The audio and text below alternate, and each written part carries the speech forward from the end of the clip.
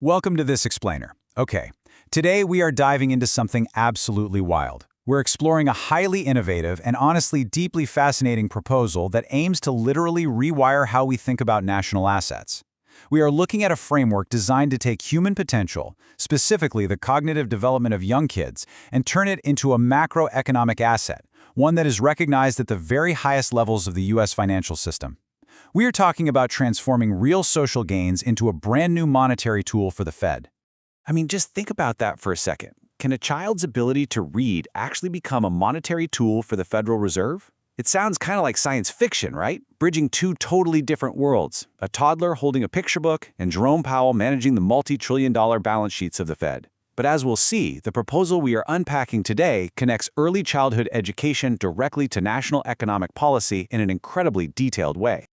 Okay, let's dive into this roadmap. First, we'll look at the early reading asset, then the government limitation, followed by private money and kind debt, the Fed's new tool, and finally, marching on the Fed. So, starting off with Section 1, the early reading asset, which is really the foundation of value here. Our sources focus heavily on this highly specific, absolutely critical window of time, ages 0 to 6. Now, the argument here is heavily grounded in brain science and economics. They specifically reference the Heckman equation, which basically shows that high-quality early interventions create massive downstream economic returns. Just like financial assets compound over time, the sources argue that cognitive assets built in this 0 to 6 window compound over a lifetime. By focusing right here, the proposal aims to create foundational equality before a kid even sets foot in a kindergarten classroom. It's all about building a solid asset base of reading readiness and positive expectations right from the jump. Now, what's really interesting here is how they measure this. The sources introduce a highly specific metric called ERSD-RA. That stands for Early Reading Skills Delivered for Ringing Advantage. To strip away the jargon for a second, think of this as a standardized metric, like a verified reading success unit. The proposal suggests taking the very real, very human achievement of a child learning to read and turning it into a verifiable, trackable unit of value. And these units, they act as the absolute core asset class for the entire financial model we're about to explore. Moving right along to Section 2, the government limitation, which outlines the delivery challenge.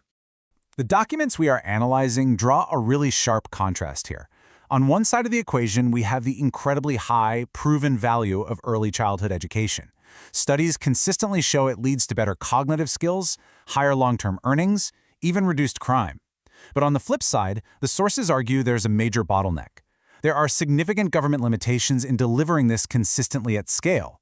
They point to documented challenges, things like variable standards, workforce compensation issues, and the usual bureaucratic constraints. Basically, the argument is that scaled public programs often just fall short of the consistency needed to guarantee those high-value outcomes. Which brings us to Section 3, private money, kind debt, and a whole new funding paradigm. Because of that government delivery bottleneck we just mentioned, the sources point out how private capital is already being drawn to several promising outcomes areas in society. We're talking workforce training, recidivism reduction, affordable housing, and small business formation. And why is that?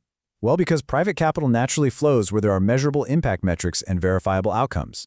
So the proposal asks a really fascinating question. Why not apply this exact same private capital attraction to early childhood education, using those verified reading success units we talked about earlier? The mechanism to actually make this happen is called Pay for Success, or PFS. In this model, private investors provide the upfront cash for these early interventions. But here's the catch, and it's a big one. They are repaid with the return only if predefined, verifiable outcomes are actually met. The sources even cite real-world examples, like a Utah early education initiative where private investors funded pre-K to reduce future special ed placements. It directly ties the money to the results, ensuring absolute accountability for social outcomes. No results, no return. So, the crucial point is how this restructures debt. The proposal outlines how this model compassionately aligns financial incentives, at least according to the architects of the plan, by rewarding measurable success in human capital without bleeding communities dry. They actually call it debt creation in kindness. This is definitely not your standard ruthless corporate debt. It's outcome contingent. It features patient timelines and shared upside. For example, if educational targets are met in a challenging urban environment, the debt might feature lower effective costs or even principal forgiveness. It's a completely different way of thinking about borrowing.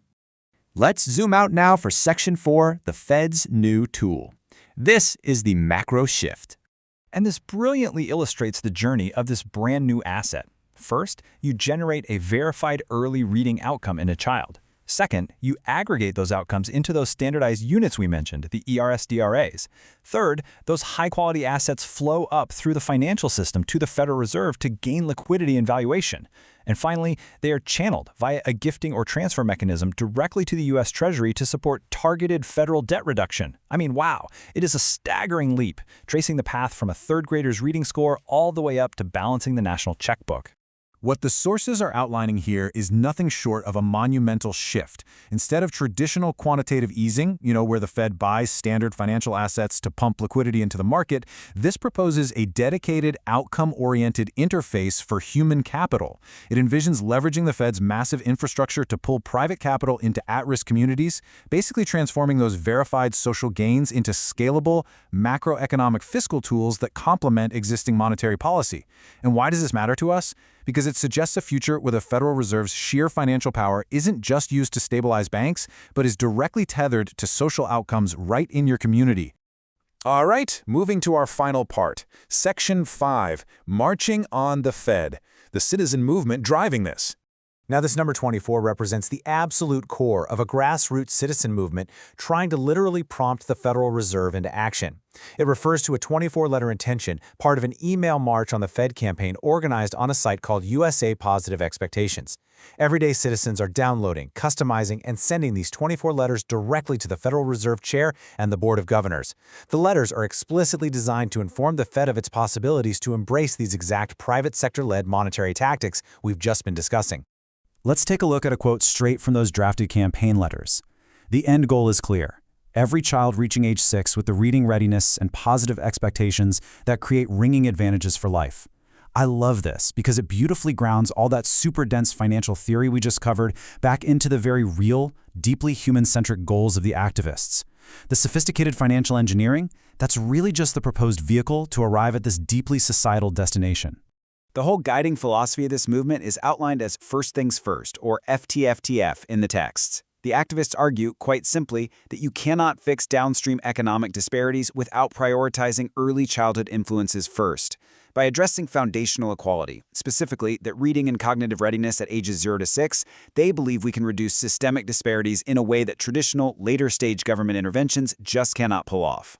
Let's move on and see how this all builds toward an ultimate vision the sources call FedNext. This entire email march aims to usher the Federal Reserve into this proposed future framework. A FedNext would emphasize fairness and outcome-driven approaches, actively facilitating the flow of those verified reading units we talked about. It would act as a massive enabler of private capital mobilization, focusing on long-term capacity building and human capital formation, rather than just pulling levers on interest rates. We have covered a massive journey today, literally going from a child's first words all the way to the multi-trillion-dollar balance sheets of the Federal Reserve.